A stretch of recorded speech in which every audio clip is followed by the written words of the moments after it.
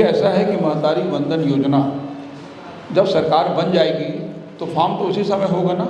पहले विभाग इस योजना को बनाएगी और उसके बाद वो सक्षम अधिकारी का नाम होगा। हवा में तो होगा नहीं आवेदन, तो सक्षम अधिकारी का नाम होना चाहिए, विधायक का नाम होना चाहिए। इसलिए हमने कहा बीजेपी कार्यालय कोई अथॉरिटी नहीं है। बीजेपी अपने पास से पैसा नहीं देगी, पैसा सरकार देती है।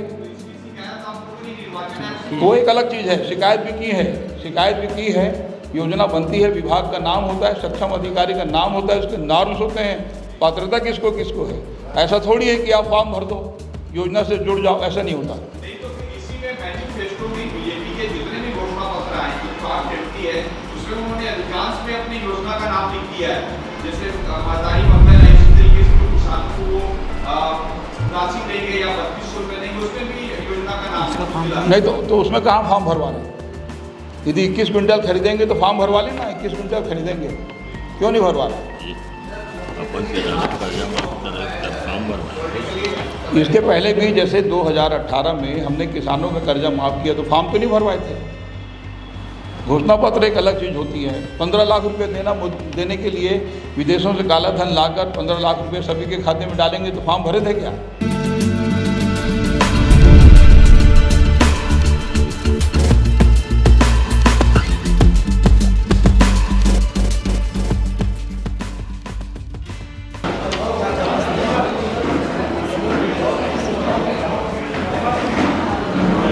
नमस्कार साथियों, आप सभी का हार्दिक अभिनंदन, स्वागत। आज की इस पत्रकार वार्ता लेने के लिए हमारे साथ कांग्रेस के वरिष्ठ नेता, वरिष्ठ मंत्री आदरणीय मोहम्मद अकबर जी, कांग्रेस के वरिष्ठ नेता आदरणीय गिरीश देवांगन जी उपस्थित हैं। यहाँ उपस्थित हमारे मीडिया विभाग के प्रवक्ता साथियों और संख्या आयोग के अध्यक्ष आदरणीय महेश छावड़ा जी, वरिष्ठ वक्ता आदरणीय धीरेन्द्र ठाकुर जी, घनश्याम राहुल तिवारी जी, सुरेंद्र वर्मा जी, आदरणीय मलकी सिंह गेदू जी, बहन बंदा राजपूत जी, आप सभी का हार्दिक अभिनंदन, स्वागत। मैं आदरणीय मोहम्मद अकबर जी से अनुरोध करूंगा कि वे पत्रकार वार्ता को संबोधित करें। इसी में सभी आदरणीय साथियों नमस्कार। वर्तमान में छत्तीसगढ़ में विधानसभा के चुनाव चल रहे हैं। 20 विधानसभा के चुनाव हो चुके हैं और बाकी के विधानसभा के लिए 17 तारीख को मतदान किया जाना है। कांग्रेस पार्टी ने इसके पहले 2018 में घोषणा पत्र के जरिए 68 विधानसभा सीटों में जीत हासिल की थी। उन घोषणा पत्रों में जो वायदे किए गए थे उनमें से अधिकांश वायदे कांग्रेस पार्टी पूरा करने में सफल रही थी। विशेष करके किसानों का कर्जा माफ़ के बारे में कहा गया था, सभी को राशन कार्ड देने की बात की गई थी और 2500 रुपये प्रति क्विंटल के हिसाब से धान खरीदी की बात कही गई थी। इसके अलावा और अनेक बहुत से वायदे थे, लेकिन प्रमुख तौर पर इन वायदों को फोकस किया गया था। जिस दिन सरकार बनी उसी दिन किसानों का कर्जा माफ़ किया गया। उसके बाद पूरे राज्य में जो वायदे के मुताबिक सभी को राशन कार्ड दिया गया। अब इन 5 सालों में अनेक लोगों की तरफ से आवेदन आया कि परिवार बढ़ गया है, बेटे की शादी हो गई है, हमको राशन कार्ड अलग करना है। पहले गरीबी रेखा के नीचे जिनका नाम होता था राशन कार्ड केवल उनको दिया जाता था, लेकिन कांग्रेस की तरफ से कहा गया था कि हम सभी को राशन कार्ड बनाकर देंगे।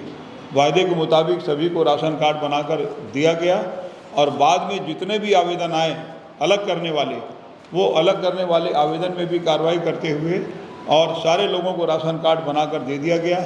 इस समय 74,54,000 लोगों के पास छत्तीसगढ़ में राशन कार्ड है। और यदि मान लो कोई बहुत अधिक पैसे वाला भी है या गरीब आदमी है, सबके लिए समान रूप से आदेश है कि सभी को राशन कार्ड देना है, जो मांगे उसको दिया जाएगा और दिया गया है। इसके अलावा अभी इस बार के चुनाव में जो प्रमुख बातें हैं मैं आपके सामने रखना चाह रहा हूँ। पूर्व की तरह यानी पहले 2018 में जो कर्जा माफ़ी हुई थी उसके उसी प्रकार से इस बार भी किसानों का कर्जा माफ़ किया जाएगा। इसके अलावा धान का जो मूल्य है जो न्याय योजना मिला के 3200 रुपये प्रति क्विंटल के हिसाब से कांग्रेस की सरकार देने जा रही है। अब तक 15 क्विंटल प्रति एकड़ के हिसाब से धान की खरीदी हुई है और इस बार 20 क्विंटल प्रति एकड़ के हिसाब से धान की खरीदी होगी। 200 यूनिट तक का बिजली फ्री। पहले आपको याद होगा कि एक योजना थी बिजली बिल हाफ वाली, उसमें 400 यूनिट में कैलकुलेट करके आधा करके 200 यूनिट का लिया करते थे। इस बार सीधे तौर पर 200 यूनिट बिजली जो है वो फ्री है और यदि मान लो किसी ने 200 यूनिट से अधिक का भी उपयोग कर लिया है तो भी 200 यूनिट तक का उसको फ्री रहेगा। इसके अलावा राहुल गांधी जी कवर्धा आए थे, उन्होंने कहा कि केजी टू पीजी तक की पढ़ाई निःशुल्क।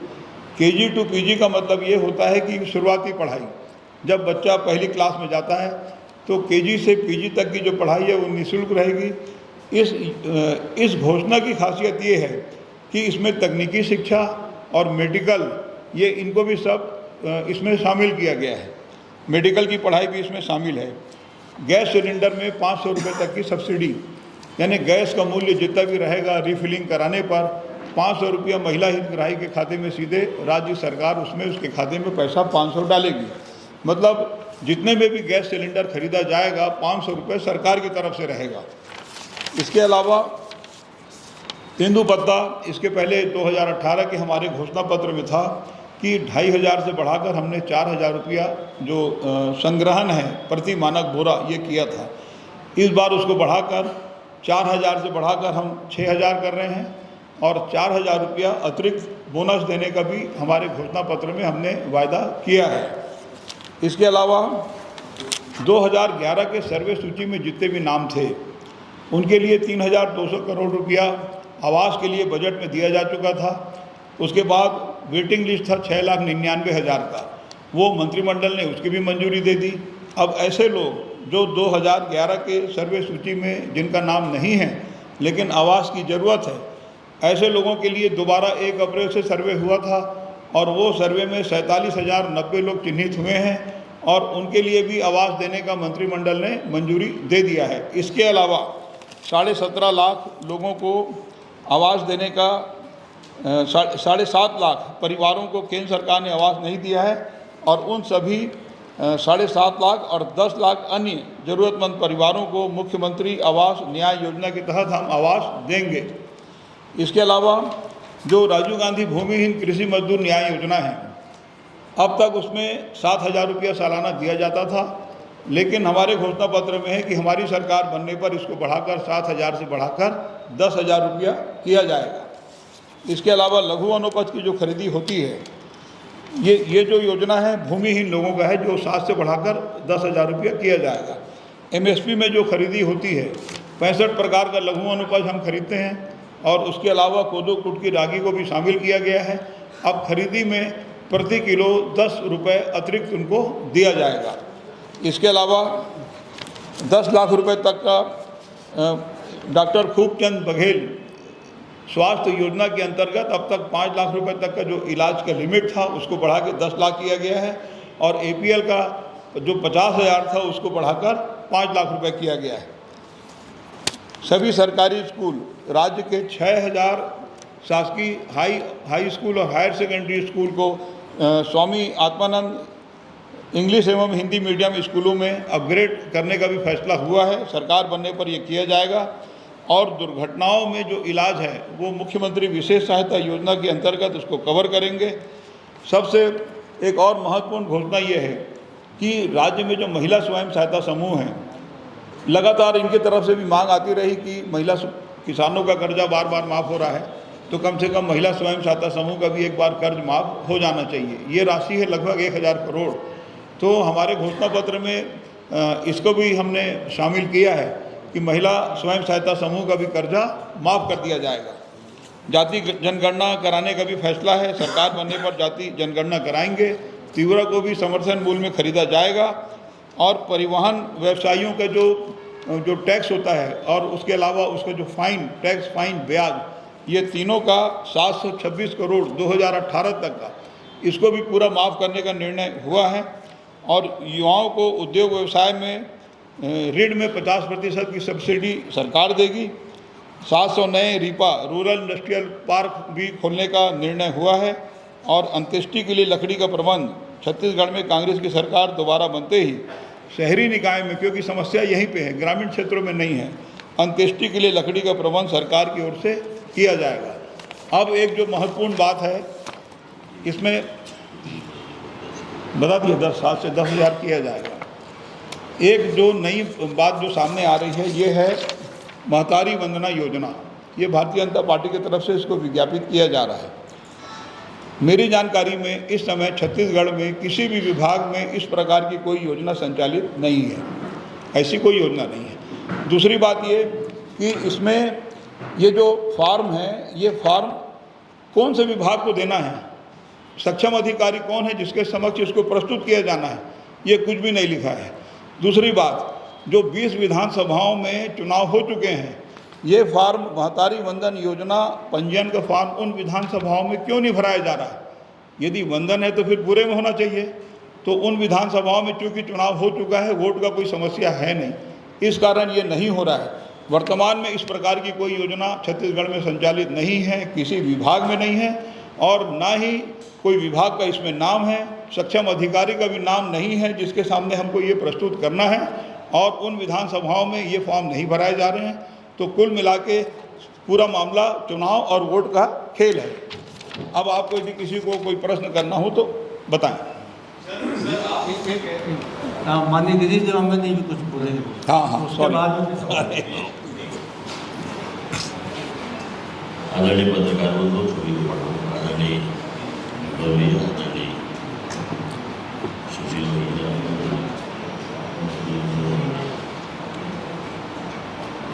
मीडिया और सभी हमारे मीडिया के साथी, अभी जैसे महतारी वंदन योजना की बात चल रही थी, एक तो इसमें लिखा है कि हर विवाहित महिला को मिलेगा। दूसरी महत्वपूर्ण बात यह है कि भारतीय जनता पार्टी को छत्तीसगढ़ की जनता अच्छी तरह पहचानती है। चाहे हम 2003 के चुनाव से यदि चालू करें, जहाँ आदिवासियों को गाय देने की बात हो, बेरोजगारों को भत्ता देने की बात हो, उसके बाद किसानों को जहाँ बोनस देने की बात हो, हर समय इन्होंने धोखाधड़ी की और ठगा है। केवल धोखा देने का काम भारतीय जनता पार्टी ने किया। एक समय ऐसा था कि डॉक्टर रमन सिंह ने कहा कि रक्षाबंधन का समय मैं हर बहनों को तोहफा दे रहा हूँ कि हर घर में राशन कार्ड महिलाओं के नाम से बनेगा। जैसे ही चुनाव हुआ, सारे राशन कार्डों को सत्यापन के नाम से काटने की प्रक्रिया प्रारंभ कर दी गई।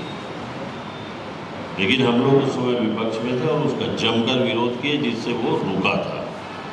तो भारतीय जनता पार्टी यदि महतारी वंदन योजना लाकर हमारी दीदी बहनों को भरवाने का यदि प्रयास करें, तो मुझे विश्वास है कि भारतीय जनता पार्टी के इस फॉर्म में, और मोदी की गारंटी लिख रहे हैं, मोदी की गारंटी 15 लाख रुपया कहाँ है? मोदी की गारंटी 2 करोड़ रोजगार कहाँ है? मोदी की गारंटी महंगाई कम करने की बात थी, वो कहाँ है? बाद में उन्होंने कहा कि जुमला, जैसे कि अभी अकबर भैया ने कहा कि 20 विधानसभा में जहाँ चुनाव हो गए, वहाँ ये फॉर्म क्यों नहीं भराया गया? क्या इस योजना से वहाँ की महिलाएं वंचित रहेंगी?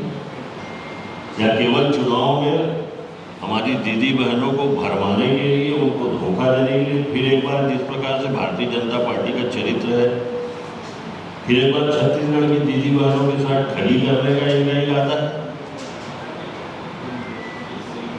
ये महत्वपूर्ण बात है कि पुनः एक बार छत्तीसगढ़ की जनता के साथ धोखाधड़ी करने की भारतीय जनता पार्टी की तैयारी। बहुत बहुत धन्यवाद। जी, आप सबका सवाल आनंद हैं। सर, मेरा सवाल था मंत्री जी से, अकबर जी से।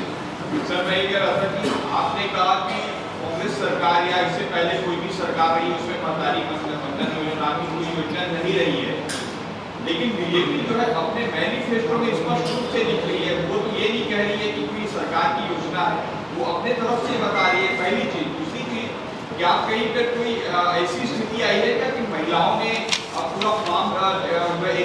जो गैर महिलाओं ने फॉर्म जमा करने के लिए, इसलिए आपको प्रेस कॉन्फ्रेंस करना पड़ रहा है? देखिए, ऐसा है कि महतारी वंदन योजना जब सरकार बन जाएगी तो फॉर्म तो उसी समय होगा ना।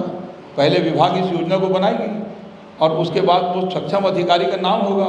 हवा में तो होगा नहीं आवेदन, तो सक्षम अधिकारी का नाम होना चाहिए, विधायक का नाम होना चाहिए। इसलिए हमने कहा सर, लेकिन वो तो बीजेपी कार्यालय मंगा रहे हैं, कोई ऐसे कलेक्ट्रेट बीजेपी कार्यालय को अथॉरिटी नहीं है।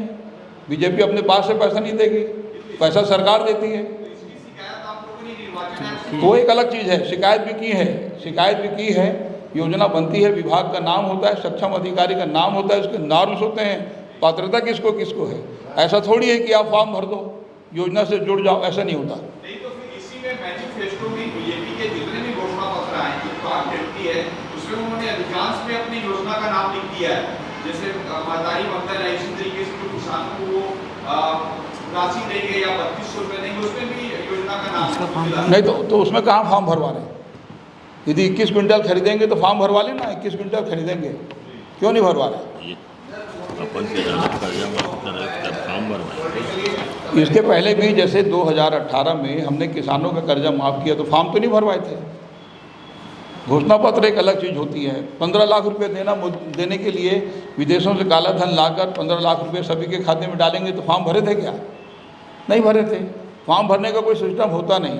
फॉर्म क्या है, जब सरकार योजना बनाती है, वित्तीय स्थिति को देखते हुए वित्त विभाग उसको अनुमति देता है, विधि विभाग उसका परिमार्जन करता है, तब फॉर्म भरने की नौबत आती है। सक्षम अधिकारी का नाम होता है। हमसे जुड़ने का क्या मतलब है? चलिए, और कौन? किसको? देखो, हम अपनी बात कर सकते हैं, हम केवल अपनी बात कर सकते हैं, लोगों को समझा सकते हैं कि ये इस प्रकार की कोई योजना नहीं है। पिछले घोषणा पत्र में भी ऐसी कोई योजना थी जिसमें आप महिलाओं को 500 रुपये देना चाहते थे, वो पूरी नहीं हुई। इसलिए बीजेपी ने इसको लॉन्च किया कि 12,000 रुपये साल का देंगे। हमारे घोषणा पत्र में ऐसा कुछ नहीं था। पिछले घोषणा पत्र में ये था जो आप पूरा नहीं कर पाए, 500 रुपये देने की बात नहीं था। देखिए, घोषणा पत्र में मैंने शुरू में क्या कहा? हमने अधिकांश पूरा किया। मैंने शुरू में ही कहा है अधिकांश पूरा किया है। 100% पूरा हुआ मैं तो कहा ही नहीं। बताइए, ऐसा कोई वादा था नहीं वृद्धा पेंशन? नहीं इस टाइप का नहीं। सर, महिलाओं से जुड़ी बात हो रही है हाँ जी, बताइए। और छत्तीसगढ़ में महिलाओं से जुड़ी बात हो रही है पैसा देने की। और भोपाल में प्रधानमंत्री नरेंद्र मोदी जो लाडली बहना योजना शिवराज ने लॉन्च की है, वो बोले कांग्रेस की सरकार पर आ जाती है कि ये योजना बंद हो जाएगी, ये चालू नहीं है। देखिए, दोनों में अंतर है। लाडली बहना योजना जो है वो घोषणा पत्र का पार्ट नहीं है, वो पहले से लागू है। यहाँ पे जो मामला आ रहा है वो दूसरा है कि हम देंगे। तो देंगे मतलब ये कि भाई सरकार बनेगी तब तो दोगे, विभाग तो होगा, कोई सिस्टम होगा कि ऐसे ही दे दोगे? ये प्रदेश सरकार लगातार धान पे ही फोकस कर रही है। जो अन्य फसलें हैं, दलहन है, तिलहन है, उनका रकबा लगातार जा रहा है। देखिए, ऐसा है कि किसानों को पैसा तो मिल रहा है ना। यदि 3200 रुपये मिलेगा तो पूरे देश में 29 राज्यों में कहीं नहीं है 3200।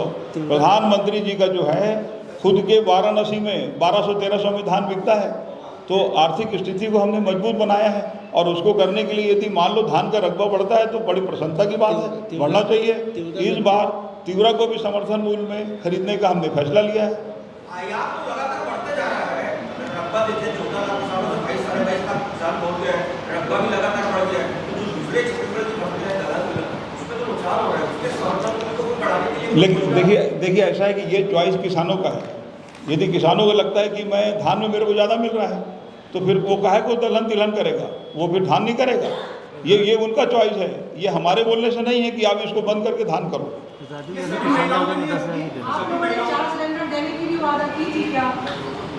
हमारा वादा केवल 500 रुपये सब्सिडी देने का है। सभी महिलाओं को होगा ये? सभी। अरे भाई, सभी महिलाओं का मतलब क्या? जिसका गैस कनेक्शन होगा उसको रीफिलिंग। दूसरा से सवाल ये था कि और जनरल मतलब कोई भी सिलेंडर लेके थोड़ी खड़े हो जाएगा। रीफिलिंग यानी जिनका कार्ड है। सेकंड चरण के चुनाव बचे हुए हैं, 70 सीटें अभी बची हुई हैं। ऐसा लगता है कि घोषणा पत्र जारी होने के बाद कांग्रेस की ये योजना को सामने लाना, क्या ऐसा लगता है कि 70 सीटों को प्रभावित करना होगा? कौन सी योजना को सामने? महतारी बंधन लेके आ रहे हैं। महतारी बंधन हम कहाँ लेके आ रहे हैं? नहीं, आपने जो 500 रुपये देने अरे हम लेके नहीं आ रहे हैं। 500 रुपए जो दे रहे हैं जो हम 500 रुपये दे रहे हैं ये हमारे घोषणा पत्र का पार्ट है और हम किसी दूसरे की घोषणा पत्र की नकल नहीं किया करते। 2018 में भी अपने दम पर अपने घोषणा पत्र पर 68 विधानसभा, इस बार 75 पार।